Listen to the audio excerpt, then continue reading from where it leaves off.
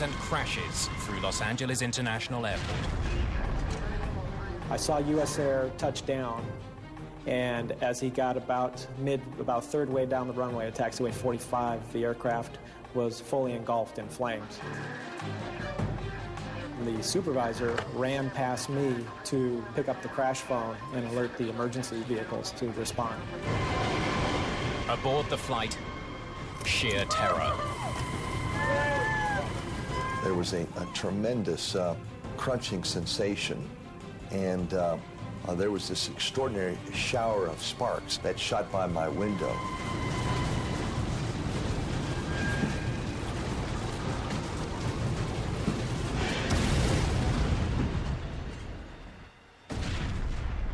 Good God.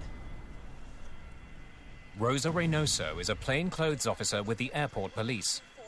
We see the aircraft engulfed in fire. My partner and I were probably about 500 yards from it. Alert 33, runway 24L. Affirmative, alert 33. The initial moments were very scary, very chaotic. I remember just thinking to myself, oh God, please get some more people out here. Get me fire, get me officers, get me somebody, because this is not good. In the tower, there's no time to dwell on what's happened. Other aircraft are still coming in to land. Controllers must direct them to safety. Wings west 5212. Winds 240 at 8. You are cleared to land. Runway 24 right. Use caution. We just had an aircraft go off the runway in flames.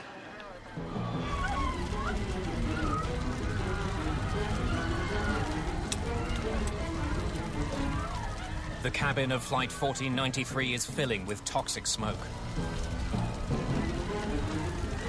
Some passengers rush to a door at the rear of the plane. I probably got 7 or 8 rows down the aisle, and then I encountered a cluster of passengers standing in the aisle, not moving. I thought to myself, there must be an opening in the front of the plane that allowed for this tremendous quantity of smoke to roll into the plane so quickly. And so I stumbled forward to the cockpit area, and there was tremendous fire on both sides of the plane. I said to myself, my gosh, there's no way you're going to get out of this airplane, David. You're trapped. Outside, some have escaped the plane. Rosa Reynoso is the first emergency responder to arrive at the scene. The fire was intense. It was very, very hot. I mean, almost singeing us. She needs to act fast to help passengers away from the burning wreckage. The passengers were trying to escape the plane from the emergency exit doors. However, the fire had engulfed the doors, so some of the people that were fine jumped out of the plane and into the fire. More emergency personnel arrive within minutes. Most passengers are coming out of that door. Some people were on fire. Some of them were scratched, cut up.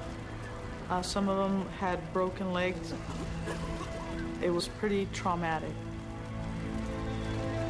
And I think you just start operating on knowing that you have to do the right thing and try and save these people. David Koch is still inside. I suddenly saw a crack of light, and my God, it was a miracle. The crack opened up, and I suddenly realized that I had opened the galley door. But now he faces another hurdle. He can't even see the ground through the fire and smoke. And I said to myself, what the hell, and jumped out. I landed on the ground and then started crawling on my hands and knees away from the airplane. I had a great sense of guilt. Why did I not go back into the airplane and say, follow me?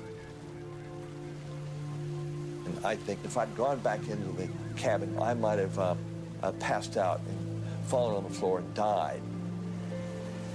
And that's how I've come to terms with the fact that I got out but didn't help anybody else out.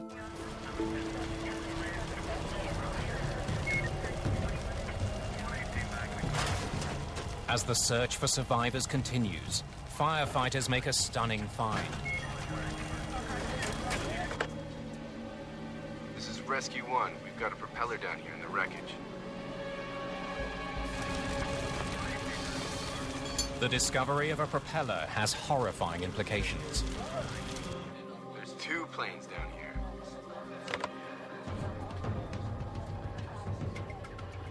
As soon as we found out that information, we started actively looking to see what aircraft, if any, were missing. So we started looking at the flight strips that were already departed, and then we looked at the ones that were still pending. And then we called the departure control, radar controller, to find out which ones they've talked to in the last 5-6 minutes. What about SkyWest 5569? No, we haven't heard from them. SkyWest 569, taxiing to position hold, runway 24 left. Okay, 24 left, position and hold, SkyWest 569.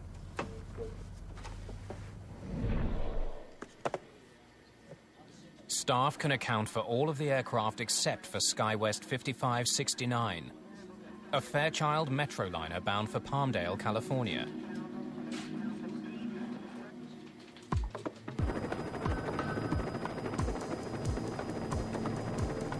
Emergency personnel find parts of the smaller plane strewn across runway 24 left. There were 12 people on board the flight. None have survived. What's left of their plane is crushed between US Air 1493 and an abandoned building near the runway. My first thought was, oh my God, there was someone else under there, and we didn't even realize it. There's even more loss of life on board the larger plane. 20 are dead, 2 others are mortally wounded. First Officer Kelly has survived, but Captain Shaw has not. The disaster thrusts LAX into the media spotlight. America's runways, according to the nation's pilots, the most dangerous part of the flight. In the months and years leading up to the crash, increasing traffic was becoming a safety concern at Los Angeles International Airport. The most close calls, Los Angeles International Airport. 33 near collisions over the last 4 years. That's 1 every month and a half. The accident confirms safety issues need to be addressed. The National Transportation Safety Board sends its GO team to LAX to investigate. It was kind of a horrific scene. The front end of the airplane was impaled on the captain's side against the building. And with close inspection, we could see parts of another aircraft underneath. Investigators can see that the 2 planes collided at an intersection on runway 24 left. The scenario of the accident resulted in 2 planes being on the runway at the same time. The runway was occupied. And that's something that should never happen when a landing clearance is granted. Reducing collisions on U.S. runways is a priority for investigators from the NTSB. We had runway incursions on the most wanted list from 1990 here at the Safety Board, and it's a major concern for the whole industry. A runway incursion is simply when an inappropriate object is out on a runway that's going to be used for a takeoff or landing. Some of the world's worst airline disasters have taken place on runways. In March 1977, on the island of Tenerife, 583 people died when 2 Boeing 747s collided on the runway. In January 1990, a Beechcraft King Air 100 was struck by a Boeing 727 attempting to land in Atlanta. Later that